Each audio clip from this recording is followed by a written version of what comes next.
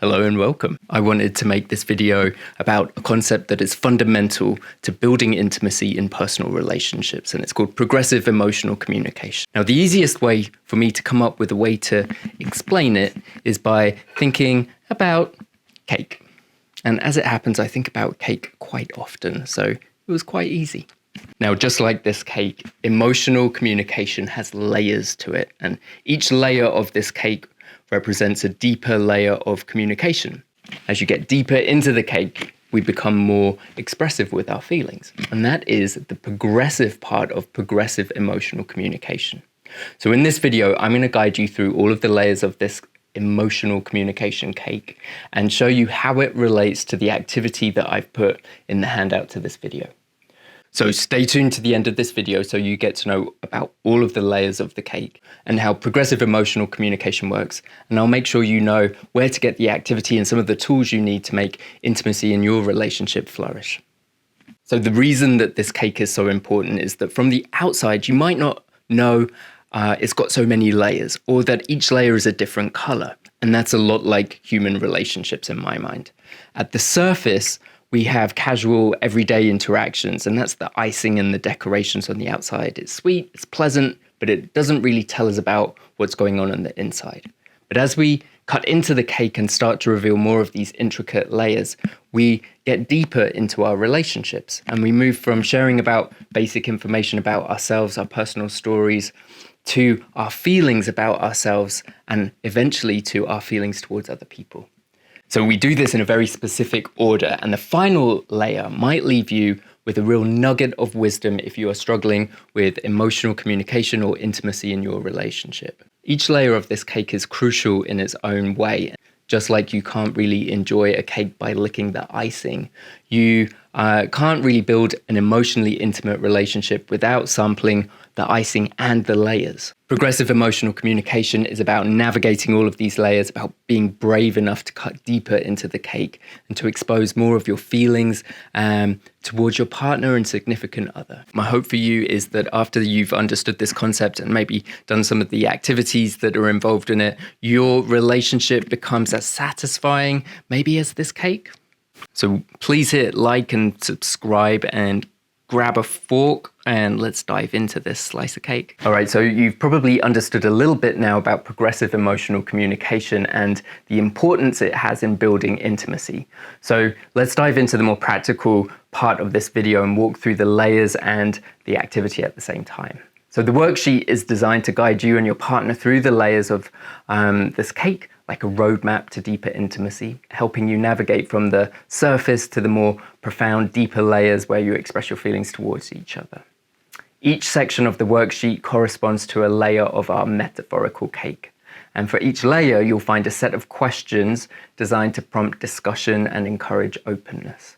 And these questions are not just conversation starters, but actually tools that help you explore your own feelings, understand your partner's perspective better, and most importantly, demonstrate the progressive nature of emotional communication so you can understand where your relationship has got stuck in the past and hopefully develop the tools to work through it in the future. If you've not seen any of my other videos, you might not be familiar with my universal symbols and weird shapes that I have for being in a relationship. Every relationship needs a self, that's you, and it needs another, and that is your partner or whoever we're talking about. It could be your boss, it could be your friend, it could be your brother or sister. When we talk about other though, sometimes I'm talking about the real person that exists out there in the world, but sometimes I'm also talking about the version of them that you carry around in your head. We also have thoughts and we also have feelings. I think a truly healthy, happy person has their thoughts, feelings, self and other balanced in a really healthy way. This helps lower chronic anxiety and helps us become responsive versus reactive to the world. We have more choices available to us when our thoughts, feelings, self and other are nicely balanced like this. As a therapist, I find most often that intimacy issues within a relationship are due to thoughts and feelings being out of whack. Or sometimes it's more about self and other being out of proportion with each other. This whole concept of thoughts, feelings, self and other should become more clear as I go through the video and the layers of progressive emotional communication. But if it doesn't and you're left wondering what the hell I'm talking about, please let me know. I'll make another video for you. The first layer is in the real world about pleasantries like hello, did you have a good weekend? So I'm going to assume that you and your partner and your significant other have got that part covered. So we're going to jump right into layer 2. I call this layer the first date, and it's about finding or discussing things outside of us, outside of our relationship. So in new relationships, this is about finding the third thing, the commonalities, the things that we might have in common, like whether you like The Voice or Game of Thrones or what music you listen to. In established relationships, it continues to be a third thing that has relatively little to do with self and other. We're going to talk about things that aren't to do with you or me, they're an outside of us type topic. I'm going to depict this stage of the relationship with a small self and a small other. And that's because this relationship isn't really exposing much of ourselves. We're not really talking about our feelings towards the other person. So we're going to start small. Conversations in this layer of the communication model are about an external topic of interest or a shared experience, personal thought or personal ideas about a topic. There's no emotional disclosures. So with our fictitious couple, Ben and Jen, Ben might share at dinner, I've always been interested in astronomy. I love the idea of exploring the unknown and space and all that. And Jen might reply, that's really interesting. Did you always like space growing up? Ben shares his thoughts about what he likes. Sure, it's slightly personal, but it's also very intellectual, as is Jen's reply. She makes a comment about things being interesting, and that's all in your head. That's all very cognitive. There's no feelings being shared either way.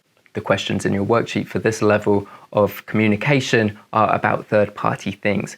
You won't be blown away or deeply moved at this level, and you're not meant to be. But it is meant to show you where you might be getting stuck in your relationship. The next layer down is called the honeymoon period, and this layer is all about revealing more of ourselves, but our values, our beliefs, and our passions. And because this takes a bit more vulnerability, I'm going to depict it as having a larger thoughts bubble. There's still no feelings involved here, but there is more of a risk because there's a chance that your partner might not like, approve, or appreciate of what it is that you're sharing. So we've got a small self, large thoughts, and we're going to keep other at the same small size. So this layer might include a personal belief, a value, or a passion, an explanation of why that belief or value is important to you. There's a hint of vulnerability, but we're not disclosing any emotions just yet. So with Ben and Jen, Jen might share how she was inspired by a book that she read called Eat, Pray, Love, and she really wants to prioritize travel in the near future. It's a little bit of a disclosure, it's an opinion, it's a value, but again, nothing mind-blowing or earth-shatteringly moving is going on. Layer 4 is the more serious stage. We begin sharing more of our thoughts, but we're sharing the thoughts that define us or make us who we are. They might be something about how a grandparent's death changed your whole family, or the reason why you insist on making your bed every morning. So at this point, our little thoughts, feeling, self, and other has grown. There's more of you, so I'm giving you a larger self. We've still got larger thoughts here, but still no feelings, and we haven't yet really prioritized the other person. This layer is information about personal stories or experiences that have really shaped who you are. An explanation of how events have impacted you and changed you. It's a cognitive understanding of your feelings and your identity, but we're not really naming feelings and sharing them just yet. Still, it's closer to intimacy, and we're getting there. Again, this is the nature of progressive emotional communication. Jen might share at dinner, I had a major falling out with my best friend a few years ago, and it taught me a lot about myself and forgiveness and boundaries. So very revealing, she's had a big loss of a friendship, but she hasn't really shared what she felt about it. She hasn't really shared her emotional experience of it, but it is deeply personal and quite revealing nonetheless. The questions in the worksheet at this level are designed to make you think about what personal narrative you have about yourself and what you're willing to share with your partner and what maybe you could share with your partner. Again, the more of this you do, the deeper you'll get with that feeling of connection, and we're working our way towards emotional vulnerability. If when you look at the worksheet you realize there are things that you haven't shared with your partner already that you're going to, I would be curious about what stops you going there. What is it that holds you back from opening up? We're not being truly vulnerable here by sharing our feelings, although we are revealing a lot about ourselves. But if you're stuck at this point, you might want to wonder what's going on with you or your partner or your relationship that holds you back. At layer 5, we are finally talking about our feelings. So I'm putting a small feelings symbol in the mix. A lot about yourself, a little bit of feelings, still a lot of thoughts and opinions. At this layer, we start sharing our feelings about what it is that we're sharing about ourselves. So it's the difference between, this is my dog Gogo and I got him during COVID, or this is my dog Gogo, I got him in the middle of COVID and getting him was one of the best decisions I've ever made because he brings me so much joy, love, and affection on a daily basis. I could not imagine my life without him. The first example of there was me sharing a lot of myself, and it was intellectual, it was all facts-based. The second version, I was throwing in some more feelings there, and hopefully you felt the difference and you could experience my story about my little dog Gogo in a different way when I just throw in some feelings. So this layer is a personal story or experience. It's similar to layer 4, but with an added dimension of emotional disclosure. An explicit statement of how you felt during that experience or how it affects you now emotionally. It's also an invitation for your partner to empathize with your feelings. And similarly, when your partner shares with you, I want you to reflect the feelings that you hear back to them. So Ben might say, sometimes I feel insecure about our relationship. I worry that you might find someone better than me. Jen's reply is, I hear that you're concerned about our relationship. Is there something I can do to assure you that we're okay, or something you need more of from me? The worst thing that Jen could have done in that moment is to ignore the feelings that Ben shared. Instead, she reflects them. Oh, I hear that you're concerned. What can we do about that?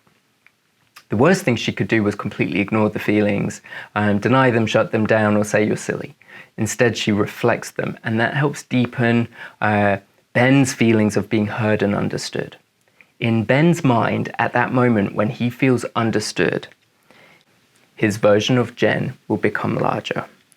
When we feel seen, heard, and understood by someone, that's when they become more important to us on the insides.